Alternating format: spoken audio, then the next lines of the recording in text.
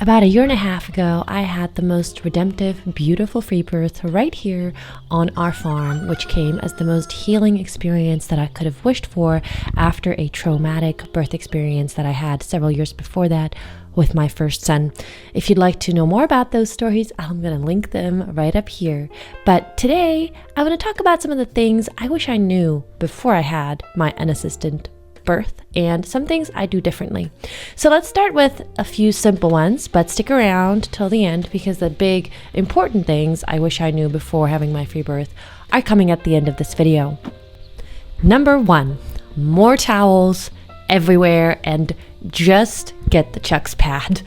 This might sound a little strange, but I had horrible Chucks pad associations from my first traumatic birth that started out as a home birth and did not end as a home birth.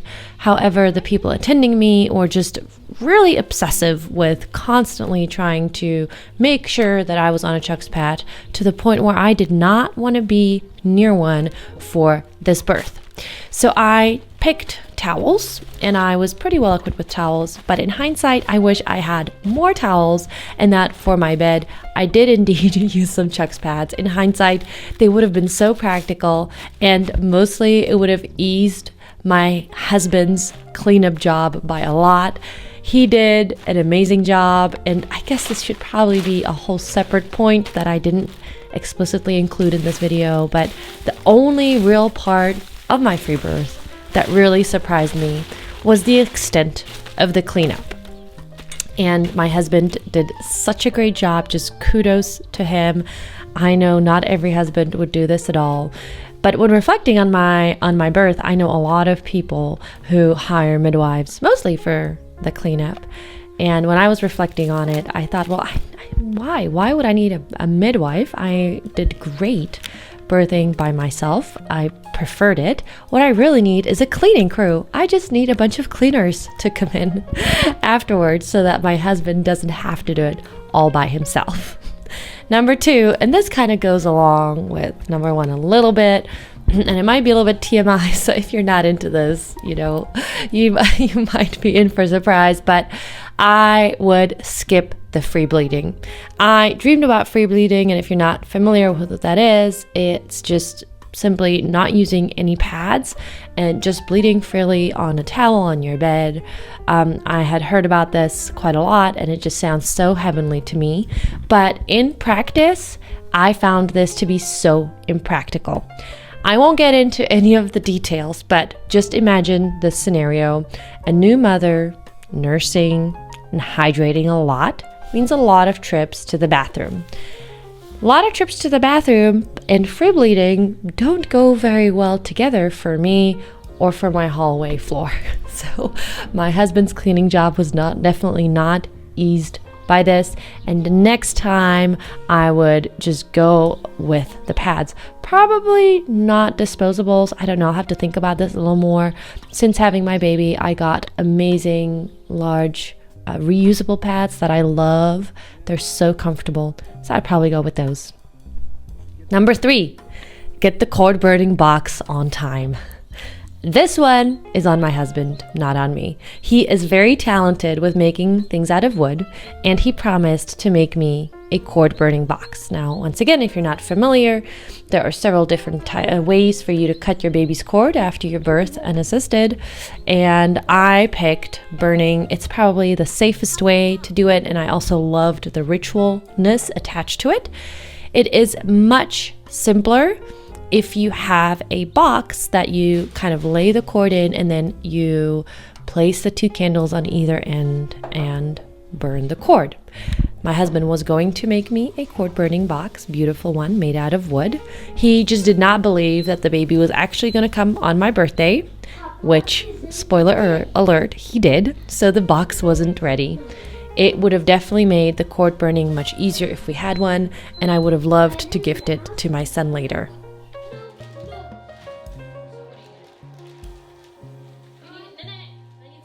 Number 4, I really wish I had known that this was going to be the best experience of my life. Before birthing my first son, I remember I was so intimidated by the birth that on some occasions or some days or a lot of the days of my pregnancy, I did not even allow myself to really think about it. I was so trusting in the professionals that I had picked to assist me, and I just chose the approach of closing my eyes and hoping for the best. And this was such a huge mistake on my part. I think I really should have invested a little bit more in personal preparation, mindset, and heart preparation. And that is also one area in which modern pregnancy and birth care, even if it is home birth and home birth midwives, is completely lacking. They are not at all fulfilling the role of that older wise woman that guides us through this rite of passage.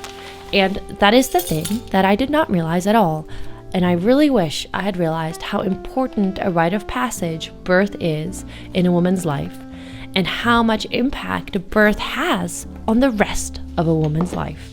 So as an example, after my first birth, and I'm not going to get into that here, but if you'd like to know more about that, I'll link the video down below. I was completely broken. My self-confidence as a mother was completely broken. What a difficult and horrible way to enter motherhood as a new mother, with your confidence completely gone. How do you mother a newborn with all the decisions and things that you need to make, and all the uncertainties, and not really knowing what you're doing if you're not confident to begin with, because you feel like you just failed at the one most basic thing that you wanted to do, which is birth your child. On the other hand, after my unassisted birth, I felt like I was elevated mentally, spiritually, physically. I had become somebody who was of a higher level in every single way that I can imagine. Mothering my second child came really easily to me, and he in turn is a really chill, happy baby. Not that my first son isn't, but I can definitely see a difference. I wish I was educated enough before my first birth to pull the trigger and free birth, even as a first-time mother. I came across the free birth movement or unassisted birth movement, and when I was making any decisions on things that my home birth midwife wanted me to make, I actually usually defaulted to researching the forums and groups that the free birthers moved in rather than the hospital birthers, because I already back then found myself aligning with them a lot more. But I really do wish that I had gone the extra mile and educated myself on normal physiological birth and what that means, what that looks like, how to create those conditions, and that I would have had the courage to birth unassisted. I believe that this would have saved me so much trauma and physical, emotional, mental pain that I was through. All right, and we're getting to the last point. Before I get to that, what I'm making over here are delicious strawberry sourdough muffins.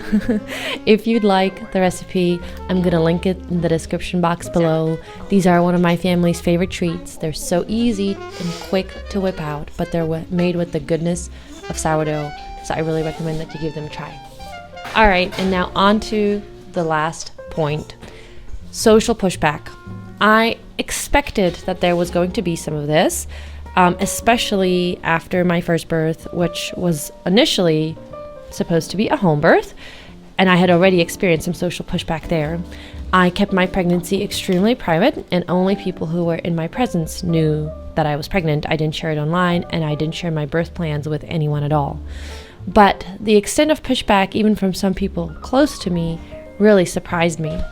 And I wish that anyone who is planning an assisted birth really prepares very carefully for the fact that there will be pushback, but this cannot deter you from your decision. Deciding on what you want to do with your birth ahead of time and not letting any kind of pushback change your mind is key. And you can do this through A, mindset work, and B, educating yourself on what free birth or unassisted birth, a normal physiological birth actually looks like, educating yourself on the rate of occurrences of certain complications, what can't happen, what the chances of that are, how comfortable you are with each of these things, and then deciding firmly for yourself that you have made your decision and nothing else that anyone can say will change this. All right, guys, thank you so much for hanging out with me today. My name is Teresa. If you haven't already, please smash that subscribe button so that you never miss a new video. And before I go, if you're curious what I'm whipping up over here, this is my homemade laundry powder recipe that saves us so much money and mostly works really, really well on our clothing. So if you'd like the link to this recipe, I'm going to leave it in the description box below. All right, till next week.